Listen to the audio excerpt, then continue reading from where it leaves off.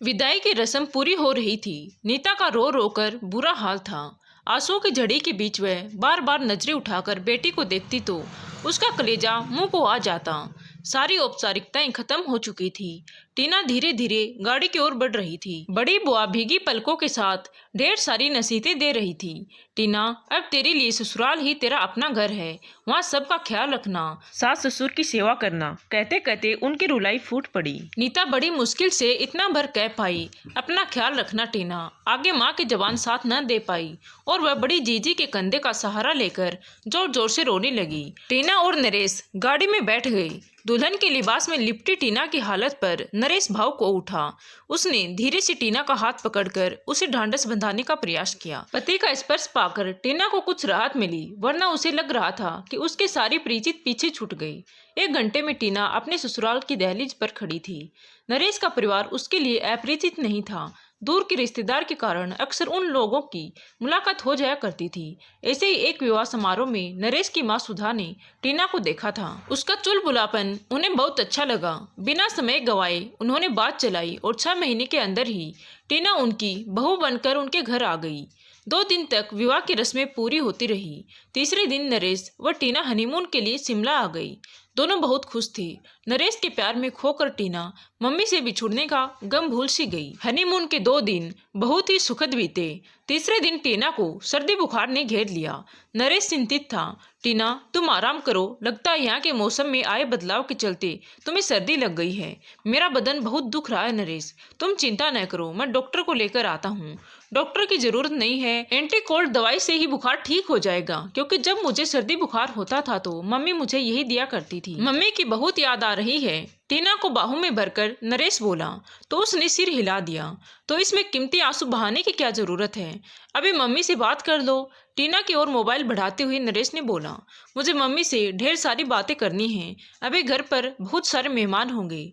पगली, बाकी बातें बाद में कर लेना, अभी तो अपना हालचाल बता दो उन्हें प्लीज। उन्हें मेरी तबीयत के बारे में कुछ न बताना, वरना वे मुझे देखने यहीं आ जाएंगी। मैं मम्मी को जानती हूँ। टीना चहक कर बोली। मम्मी के बारे में बात कर वह अपना दुख दर्द भूल गई। नरेश ने महसूस किया कि टीना सबसे ज्यादा खुश मम्मी की बातों से होती है। अब टीना का दिल बहलाने के लिए वह बहुत देर तक मम्मी के बारे में बात करता रहा। हनीमून के दौरान पूरे 7 दिनों में टीना ने एक बार भी अपने ससुराल के बारे में कुछ नहीं पूछा। बस वह अपनी मम्मी की और सहेलियों की बातें करती रही। हनीमून से वापस लौटते हुए टीना बोली, नरेश, मुझे लखनऊ कितने दिन रुकना होगा? तुम ये सब क्यों पूछ रही हो? अभी हमारी शादी को 8-10 दिन ही तो हुए हैं, जिसमें हम घर पर 3 दिन ही रहे हैं। कम से कम 2 हफ्ते तो रोक ही जाना। 2 हफ्ते तक घर में बहू बनकर रहना मेरे बस की बात नहीं है। मेरी मम्मी तुम्हें बहू नहीं बेटी की तरह रखेगी, तुम खुद देख लेना। बहुत अच्छी माँ है वह। तुम्हारी बहन को देखकर मुझे अंदाजा लग गया है कि वह बेटी को किस तरह रखती है। मुंह बनाकर बोली टीना। हम यहाँ से चलकर 2 दिन लखनऊ रुकेंगे, उसके बाद दिल्ली चलेंगे तुम्हारे मम्मी पापा के पास। वहाँ से जब तुम चाहोगी तभी वापस आएंगे। न चाहते हुए भी मजबूरी में टीना ने नरेश की ये बात मान ली। लखनऊ में नरेश के परिवार वालों ने टीना की खूब खातिरदारी करी।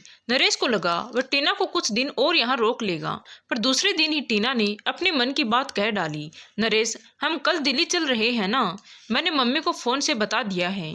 टीना बोली तो नरेश चुप हो गया। उसने ये बात अभी तक अपने मम्मी पापा से नहीं कही थी। वह तुरंत पानी पीने के बहाने वहाँ से हटकर किचन में आ गया और धीरे से मम्मी से बोला, मम्मी, टीना कल अपने मायके जाना चाहती है, आपकी इजाजत हो तो? ठीक ही तो कह रही है बहू, इतने दिन हो गए हैं उसे ससुराल आए हुए। इकलौती बेटी है वह अपने माँ बाप की, घर की याद आनी तो स्वाभाविक है बेटा। बेटे की दुविधा दूर करते हुए सुधा बोली। कमरे में नरेश पहुंचा तो टीना बोली, अब मेरी बात अधूरी छोड़कर कहाँ चले गए थे? पानी पीने चला गया था, तुम पैकिंग में व्यस्त थी, सो मैं खुद ही चला गया किचन तक। कल का प्रोग्राम पक्का है ना? बिल्कुल पक्का, नरेश चहक कर बोला तो टीना ने राहत की सांस ली। मायके पहुंचकर टीना मम्मी से लिपट कर खूब रोई। टीना की मम्मी नीता टीना को बड़ी देर तक सहलाती रही। कितनी दुबली हो गई हो मम्मी आप, टीना बोली। तभी नरेश माँ बेटी को छोड़कर अपने ससुर के पास आ गया। पापा, बेटी के बिना घर खाली खाली लग रहा होगा आपको। बेटी का असली घर तो उसके ससुराल ही होता है बेटा, ये बात हमेशा याद रखना चाहिए। टीना अपनी माँ के लाड प्यार के कारण थोड़ी लापरवाह है। उसकी नादानियों को नज़रअंदाज कर दिया करना। आप चिंता न करें पापा जी, धीरे धीरे टीना मेरे परिवार के साथ घुल मिल जाएगी। एक ही दिन में नरेश समझ गया था कि इस घर में टीना के पापा की उपस्थिति केवल नाम लेने भर की है। घर में सारे फैसले टीना की मम्मी नीता के कहे अनुसार ही होते हैं। एक हफ्ता बीत गया। टीना का मन लखनऊ जाने का नहीं था। वह तो नरेश के साथ सीधे मुंबई जाना चाहती थी, पर नरेश से कहने का वह साहस न जुटा सकी। बेटी को विदा करते हुए नीता ने ढेरों हिदायतें दे डाली। नरेश साथ खड़ा सब कुछ सुन रहा था, पर बोला कुछ नहीं। उसे ताजुब हो रहा था कि उसके सास ने एक बार भी टीना को अपने सास ससुर की सेवा से संबंधित नसीहत नहीं दी।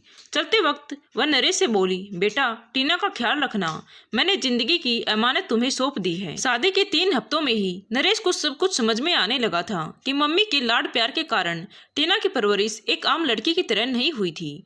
घूमना फिरना, मौज मस्ती करना और गप्पेबाजी उसके खास शौक थे। घर के किसी काम में उसकी रुचि नहीं थी। सामान्य शिष्टाचार में उसका विश्वास न था। छुट्टियां खत्म हुई तो नरेश के साथ टीना भी मुंबई आ गई। नरेश टीना से जितना सामंजस्य बिठाता, टीना अपनी हद आगे सरका देती। टीना की गुड मॉर्निंग मम्मी की फोन से होती और फिर तो बातों में टीना ये भी भूल जाती कि उसके पति को दफ्तर जाना है। महीने का टेलीफोन का बिल हजारों में आया तो नरेश बोला, टीना मेरी आमदनी इतनी नहीं है कि मैं 5,000 रुपये महीना टेलीफोन के बिल पर खर्च कर सकूं। हमें अपनी ज़रूरतें सीमित करनी होंगी। नरेश, आपके पास रुपए की कमी है तो मैं मम्मी से मांग लेती हूँ। मेरे एक फ़ोन पर वह तुरंत रुपए आपके खाते में ट्रांसफ़र करवा देगी। तभी नरेश बोला, शादी के बाद बेटी को माँ पर नहीं पति पर आश्रित रहना चाहिए। मैं अपनी मम्मी पापा की इकलौती संतान हूँ, टीना बोली। उनका सब कुछ मेरा ही तो है। पता नहीं किस जमाने की बात कर रहे हो तुम। छोटी छोटी चीजों के लिए दूसरों पर निर्भर रहना ठीक नहीं होता। मम्मी दूसरी नहीं, मेरी अपनी है। यही बातें तुम्हें मेरे लिए भी सोचनी चाहिए।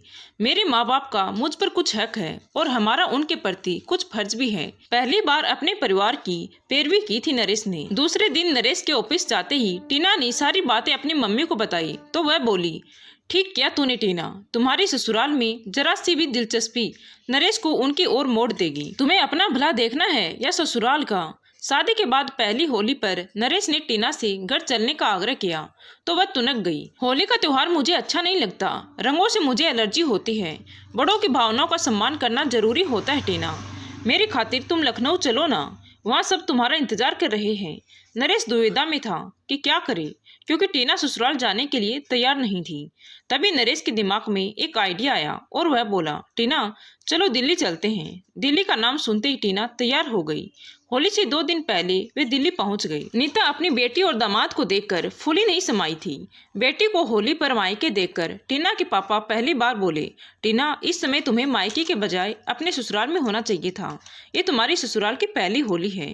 क्या फर्क पड़ता है टीना यहाँ रहे या ससुराल में? फर्क हमें नहीं, हमारे समधी जी को पड़ेगा, जिनका बेटा होली के दिन अपने ससुराल में पत्नी के साथ। बस रहने दो, तुम्हें कुछ पता है रिश्ते नाते के बारे में? मैं न होती तो। तभी नरेश बीच में बोला, आप दोनों हमें लेकर आपस में क्यों उलझ रहे हो? टीना यहाँ रह लेगी और मेरा यहाँ रुकना ठीक नहीं है, इसीलिए मैं लखनऊ चला जाता हूँ। टीना के सामने अब कोई रास्ता न था। मजबूर होकर उसे भी नरेश के साथ लखनऊ आना पड़ा।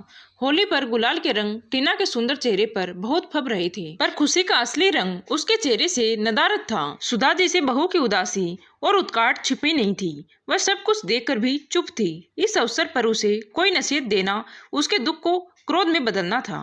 बस एक बार सुधा ने कहा, टीना कितना अच्छा लगता है जब तुम और नरेश यहाँ होते हो। सुधा की बात सुनकर टीना चुप रही। रात को नरेश ने पूछा, टीना तुम्हारा मन कुछ दिन ससुराल में रहने को हो तो मैं अपनी छुट्टी आगे बढ़ा लेता हूँ। सुधा जी के शब्दों के खींच वह नरेश पर उतारते हुए बोली, 3 दिन में आपका मन नहीं भरा अपने लोगों के साथ रहकर? अपनापन तो मन में होता है टीना। मुझे तो तुमसे जुड़े सभी लोग अपने लगते हैं। मुझे तुम्हारी फिलोसफी नहीं सुननी और यहाँ रुकना मेरे बस की बात नहीं। टीना का 2 टूक जवाब सुनकर भी नरेश हंस दिया और बोला, सॉरी डार्लिंग, हम कल सुबह ही यहाँ से चल पड़ेंगे। मुंबई वापस लौटकर टीना ने राहत की सांस ली और ससुराल में घटी सब बातों की जानकारी अपनी मम्मी को दे दी। अक्सर टीना और नरेश शाम को घर से बाहर ही खाना खाते, क्योंकि टीना को खाना पकाना नहीं आता था और वह सीखने का प्रयास भी नहीं करती। कभी वह जिद करके टीना से कुछ बनाने को कहता तो गैस के चूल्हे जलने के साथ टीना का मोबाइल कान से लग जाता। हाँ मम्मी बताओ, कढ़ी बनाने के लिए सबसे पहले क्या करना है? इस तरह मम्मी से पूरी रेसिपी सुनकर जितना फ़ोन का बिल बढ़ता उससे कम पैसे में होटल से लजीज खाना मंगाया जा सकता था। सो नरेश ने फरमाइश करनी ही छोड़ दी। इधर नरेश ने महसूस किया कि टीना उससे उलझने का कोई न कोई बहाना ढूंढती रहती है। कल की ही बात है, टीना को शोरूम में एक घड़ी बहुत पसंद आई। उसने नरेश से घड़ी लेने का आग्रह किया। नरेश, देखो कितनी सुंदर घड़ी है। टीना, तुम्हारे पास पहले से ही कई घड़ियां हैं, उनमें से कुछ तो तुमने आज तक पहनी भी नहीं है, और घड़ी लेकर क्या करोगी? वे घड़ियां मुझे पसंद नहीं, मुझे तो यही चाहिए, टीना जिद करते हुए बोली। इतनी देर में नरेश काउंटर से हटकर अलग खड़ा हो गया। टीना नरेश की ओर बढ़ी तो वह दुकान से बाहर आ गया। गुस्से से भरी टीना नरेश के साथ घर तो आ गई, पर घर में घुसते हुए फट पड़ी। तुम्हारी हिम्मत कैसी हुई दुकान में मेरी बेइज्जती करने की? मेरा ऐसा कोई इरादा नहीं था। मैं तो बस दुकान में उपास का पात्र नहीं बनना चाहता था। आज तक मेरी मम्मी ने कभी मेरी किसी इच्छा से इनकार नहीं किया। मैं जैसे चाहूँ रहूँ, खाऊं पीऊँ, खरीदारी करूँ या घूमूं फिरूँ। मैं तुम्हारा दिल नहीं दुखाना चाहता था टीना, प्लीज मुझे माफ कर दो। मेरी जेब में उस वक्त उतने रुपए नहीं थे, क्रेडिट कार्ड तो था। पहली बार मैंने तुम्हारे सामने अपनी इच्छा रखी और तुमने मेरी बेइज्जती की।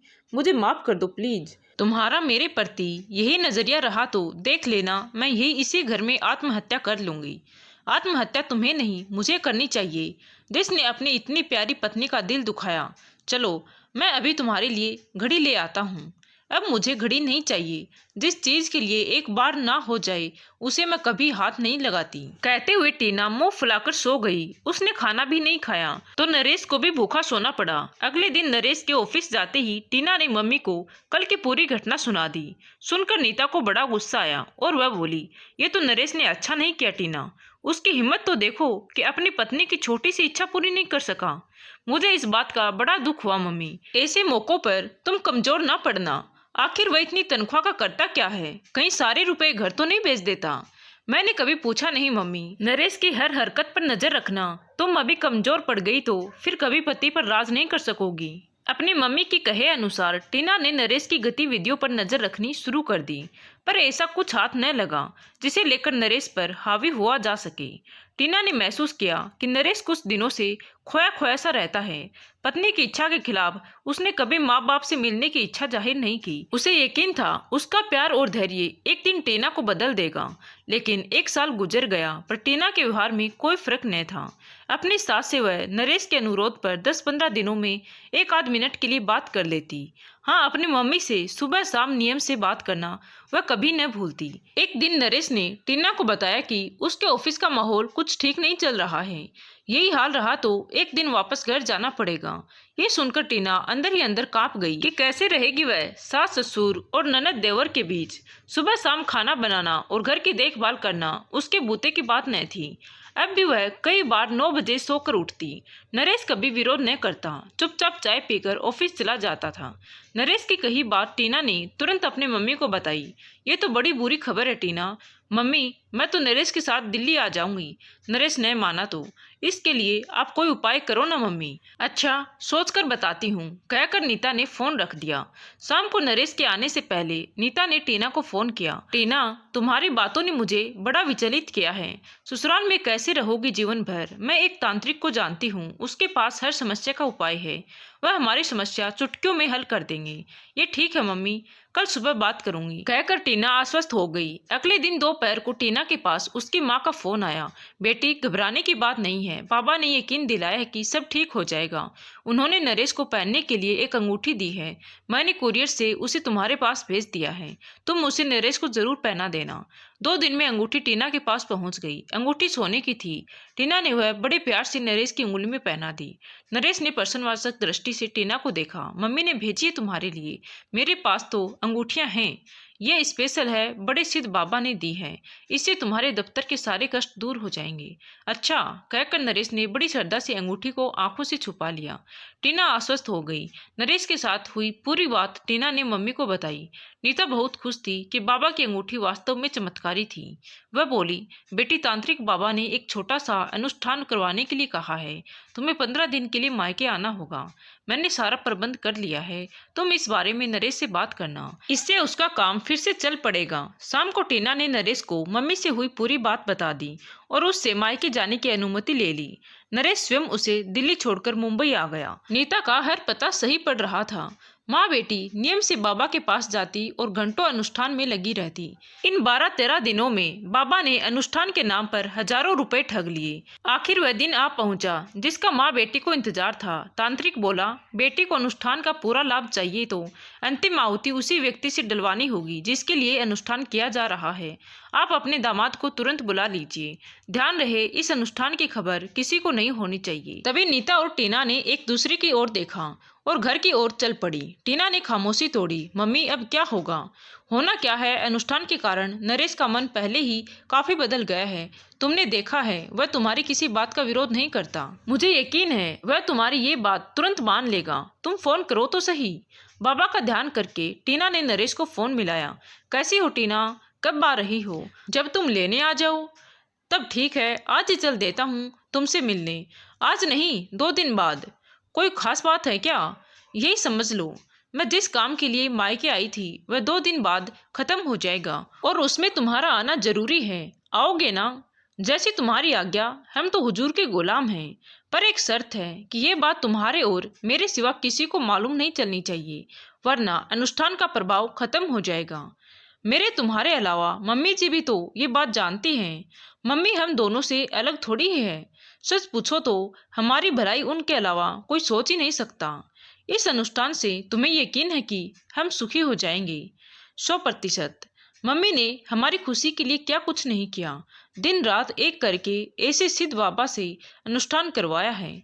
तुम आ रहे हो ना? टीना, मैं ठीक समय पर घर पहुंच जाऊंगा। अरे बाबा, घर नहीं, तुम्हारे लिए मम्मी होटल में एक कमरा बुक करा देगी। ऐसा क्यों? बहुत भोले हो तुम। घर पर पापा भी तो हैं, उन्हें तुम्हारे आने से सब कुछ पता चल जाएगा, जबकि ये बात सबसे छिपा कर रखनी है। ओह, आई एम सॉरी, कहकर नरेश ने फोन रख दिया। टीना ने जैसे समझाया था उसी तरह अंतिम आहुति देने के लिए नरेश दिल्ली पहुंच गया। टीना उसके स्वागत में एयरपोर्ट पर खड़ी थी। वह नरेश को लेकर सीधा होटल आ गई और नरेश से लिपट कर बोली, ये 15 दिन मुझे कितने लंबे महसूस हुए जानते हो? तुम्हें ही क्यों, मुझे भी तो ऐसा ही एहसास हुआ, पर मजबूरी थी। तुम्हारी खुशी जो इसी में थी, मेरी नहीं, हमारी। आज के बाद हमारी सारी परेशानियां दूर हो जाएंगी। चलो, कहाँ चलना है? बाबा के शिविर में। ये बाबा का शिविर कहाँ पर है? मैं तुम्हारे साथ चल रही हूँ, तुम्हें खुद ब खुद पता चल जाएगा।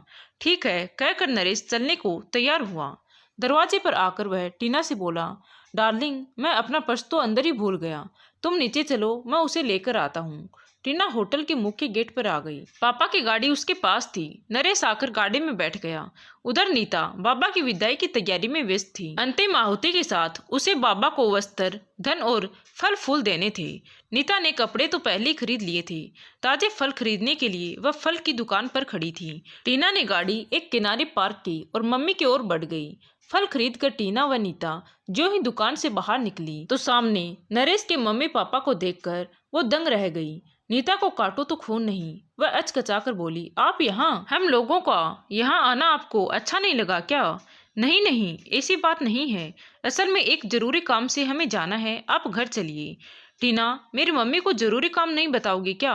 टीना चुप रही तो नरेश ही बोला, मैं बताता हूँ पूरी बात। मम्मी जी बेटी के मुंह में अंधी होकर क्या कर रही है ये इनको खुद को ही नहीं पता। नरेश, टीना चीखी, मर गया तुम्हारा नरेश। तुम लोगों की पोल यहीं खोल दूं या तुम्हारे घर जाकर सब कुछ बताऊं? ये क्या कर रहे हो नरेश तुम? क्या हुआ बेटा? टीना के पापा ने पूछा। ये आप अपनी पत्नी और बेटी से पूछिए भाई साहब, जो रात दिन मेरे घर को बर्बाद करने की साजिश रचती रही। सुधा जी बोली, बहन जी मेरी इज्जत का कुछ तो लिहाज कीजिए, घर चलकर बात करते हैं। टीना के पापा हाथ जोड़कर बोले तो सुधा जी एक नेक इंसान की बात न टाल सकी। घर आकर उन्होंने पूछा, माजरा क्या है नीता?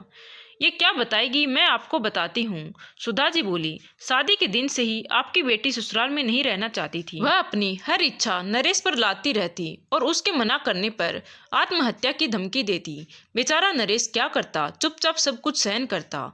ये हर बात अपनी मम्मी को बताती और आपकी पत्नी अपनी बेटी टीना को उल्टी शिक्षा देती ताकि बेटी को ससुराल में रहकर कुछ न करना पड़े। ये सच नहीं है, नीता बोली। तो आप ही बता दीजिए सच क्या है? नरेश तीखे स्वर में बोला, मेरे बेटे को वश में करने के लिए ये माँ बेटी किसी बाबा से अनुष्ठान करवा रही हैं।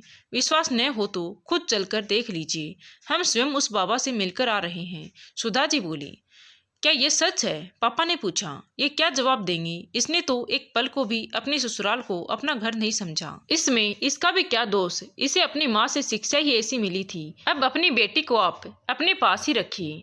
इससे न इसे तकलीफ होगी और न इसकी मम्मी को। मेरे बेटे को भी इनकी ज्यादतियों से मुक्ति मिल जाएगी। इस एक साल में हमारे बेटे ने क्या कुछ नहीं सहा, क्या सुख मिला इस शादी से। ससुराल के नाम से ही चिढ़ है टीना को।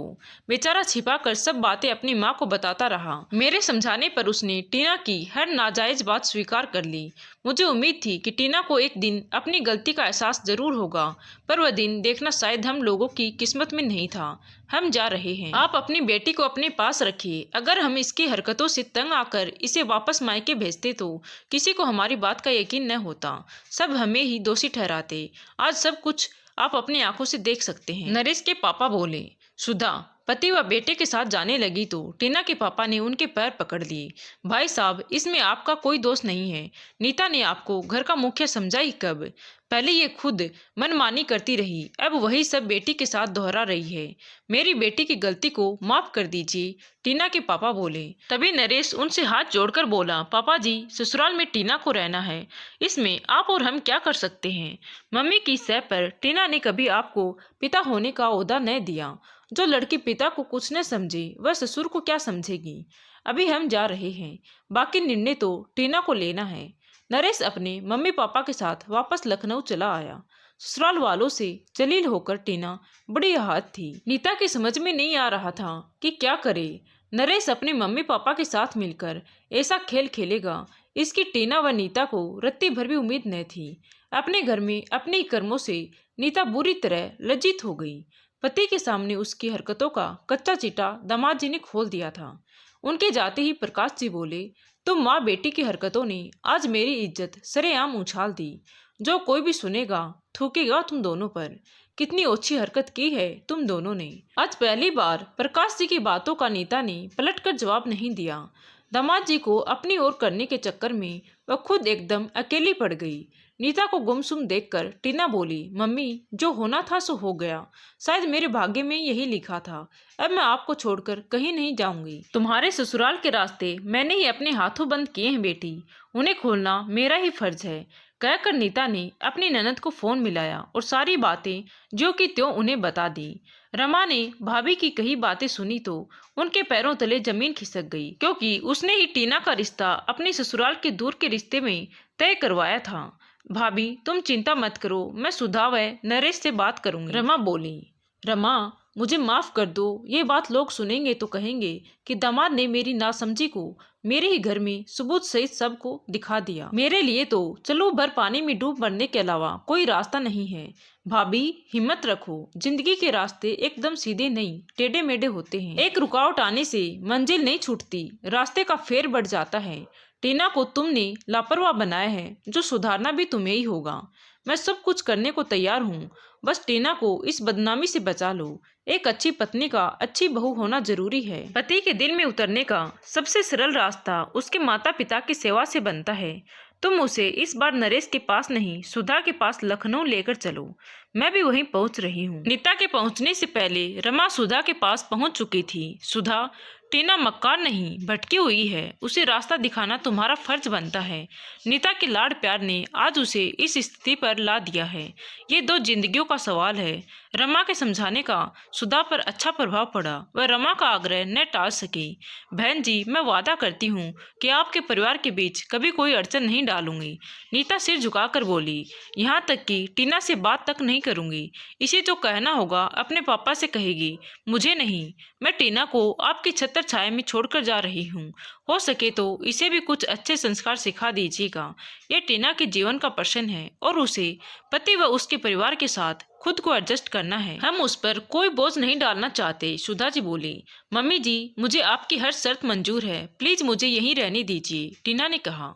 ये घर तुम्हारा ही था बेटी, पर तुमने इसे कभी अपना नहीं समझा। केवल पति तक सीमित होकर रह गई थी तुम्हारी भावनाएं, और भावनाएं शर्तों पर नहीं जगाई जा सकती। भूल मुझसे हुई तो प्रायश्चित भी मैं ही करूंगी। 6 महीने आपके साथ रहकर अपने को एक अच्छी बहू साबित करके दिखा दूंगी। मुझे एक मौका दीजिए। सुधा जी ने नीता और टीना को माफ कर दिया। भारी मन से नीता ने टीना से विदा ली। चलते समय वह बेटी को नसीहत दे रही थी। धन्यवाद दोस्तों, कहानी अच्छी लगी हो तो प्लीज वीडियो को लाइक, शेयर एंड सब्सक्राइब जरूर करें। Thank you.